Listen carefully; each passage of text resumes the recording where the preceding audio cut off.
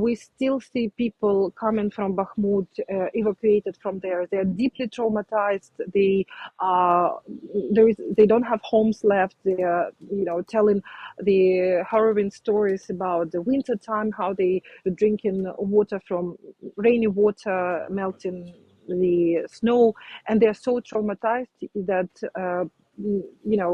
after witnessing the death of their neighbors. So it's very hard. And there will be no Ukrainian counter-offensive without more weapons. That is the message for the West from President Volodymyr Zelensky, who says he will not send his troops to the front lines without more tanks, artillery and rocket launchers. This is despite reports that Russian forces are largely stalled in Bakmut, the eastern city which has become the focus of much of the fighting in recent weeks. Kateryna Malofieieva is a journalist currently near Kramatorsk in eastern Ukraine, which has been targeted by Russian missiles. Kateryna, thanks for joining us. Just tell us what's been happening where you are in the last day or so. Good morning. Actually, the Kramatorsk indeed was yesterday attacked by another missile attack from the Russian forces, and it's happening like for already 2 days in a row.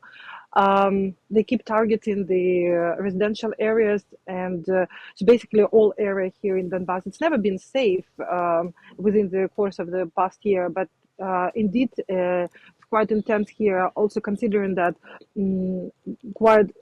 that this area is widely flooded with the Ukrainian military as well. So you could see them everywhere. It's a big concentration of the Ukrainian forces due to the fighting in Bakhmut, as you mentioned. Can you just describe a bit more about the area in which you are in terms of how many people live there, how busy it is, and I suppose what life looks like on a day-to-day basis at the moment? It changed dramatically within the past year. For example, the city of Slavyansk, which is second big city after Kramatorsk, if prior to the invasion there were 100,000 people living there, and now only 50,000 left. There were times like last summer, when during the massive shelling from the Russians, even more people left, so they were even up to 25,000 people. Still, in the area around Bakhmut, in the vicinity of Bakhmut, according to the Red Cross, they say that about 10,000 people live there. So we hope that this sort of ease on the front line, as you probably heard the comments of the commander-in-chief of Ukrainian Armed Forces, Valery Zaluzhny, and commander of the ground forces, Syrsky, that situation in Bakhmut relatively stabilized in terms of fighting. But, we still see people coming from Bakhmut, evacuated from there. They are deeply traumatized. They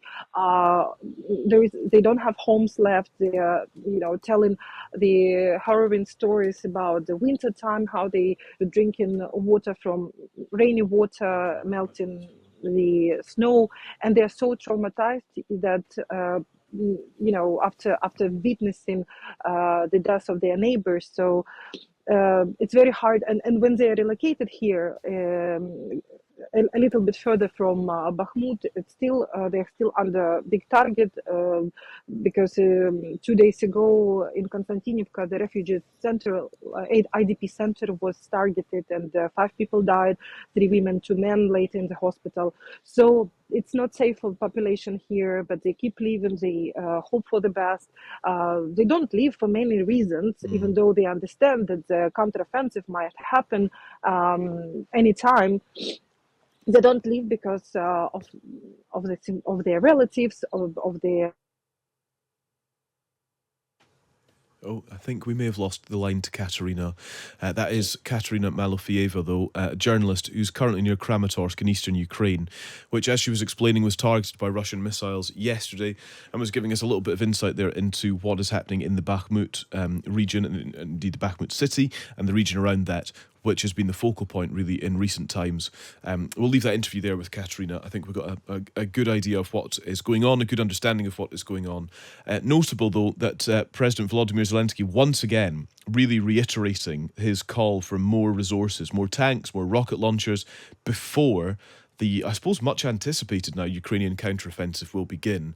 It feels like this sort of stalemate, this attrition chapter of the war is set to continue. Thank you so much for watching. You get extra points for making it all the way to the end of the video. And if you want to see more from me, Chloe and Callum, you can join us every Friday to Sunday on Times Radio from 6 a.m.